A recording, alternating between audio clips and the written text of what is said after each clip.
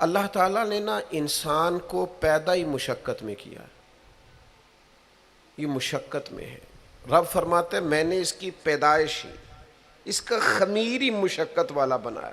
اللہ کریم نے قرآن مجید میں فرمایا لَقَدْ خَلَقْنَا الْإِنسَانَ فِي قَبَدٍ، فرمایا بے شک ہم نے آدمی کو مشقت میں رہتا ہوا پیدا کیا ہے، پیدا ہی اس کو قبض کیا ہے، مشقت میں رہتا ہوں، اس نے مشقت کرنی۔ ہم نہ سکون ڈھونڈتے ہیں، بس ٹھیک ہے گھر بن گیا، بس ٹھیک ہے اب میں نے بچے پال لیے، بس ٹھیک ہے۔ او بھائی تو نے آگے بڑھنا ہے، تو نے مشقت کرنی ہے، جد و جہد میں رہنا ہے، وقت فرصت ہے کہاں، کام ابھی باقی ہے، نور توحید کا اتمام ابھی باقی ہے۔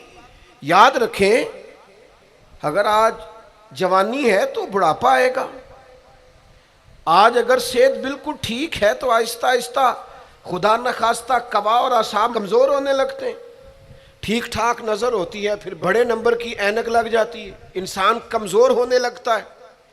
ہمیں نا ذہنی طور پر تیار رہنا ہے۔ لوگ کہتے ہیں جناب پتہ نہیں میں بڑا پریشان ہوں، ایک مشکل ختم ہوتی ہے دوسری شروع ہو جاتی ہے۔ میں نے کہا یہ مشکل نہیں، یہی تو مزہ ہے زندگی کا۔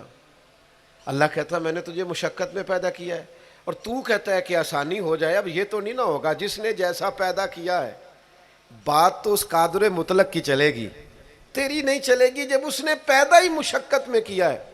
حضرت زید بن ارقم رضی اللہ تعالیٰ عنہ بیمار تھے، یہ ذرا بات سننا میرے کریم کی۔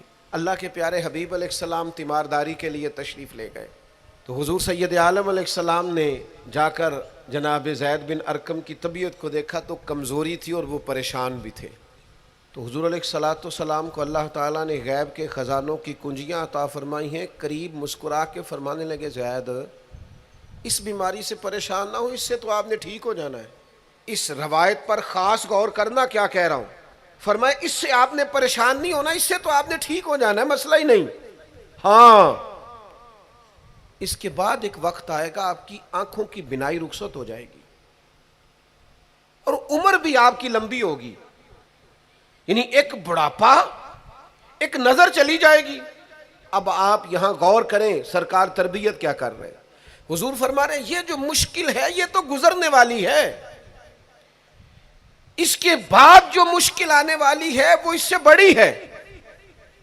فرمایا زید اس کے بعد آپ کی بینائی چلی جائے گی اور عمر بھی لمبی ہوگی، تو بتائیے اس وقت کیا کریں گے۔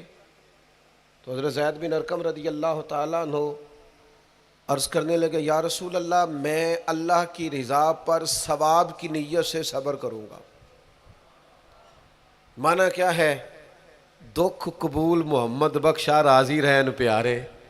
ٹھیک ہے اگر بینائی جائے گی اور بڑھاپا آئے گا تو قبول کریں گے، رب کی رضا کے لیے ثواب کی نیت سے صبر کریں گے۔ ایسے بھی کبھی دنیا میں میدان لگتے ہوں گے کہ بیماری آئے گی، بتایا جا رہا ہے اور پوچھا جا رہا ہے کہ تو کیا کرے گا، تو بتا رہے یا رسول اللہ صبر کروں گا، تو نتیجہ بھی وہیں بیان ہو رہا ہے، یعنی سارا سودا نقد و نقد۔ اسی وقت ہتھیلی پہ سرسوں جم رہی ہے، حضور نے فرمایا کیا کرو گے، یا رسول اللہ صبر کروں گا اللہ کی رضا کے لیے ثواب کی نیت سے۔ تو حضور فرمانے لگے اگر تو صبر کرے گا تو پھر نتیجہ سن، اللہ تجھ سے حساب نہیں لے گا، بغیر حساب ہی جنت عطا کر دے گا۔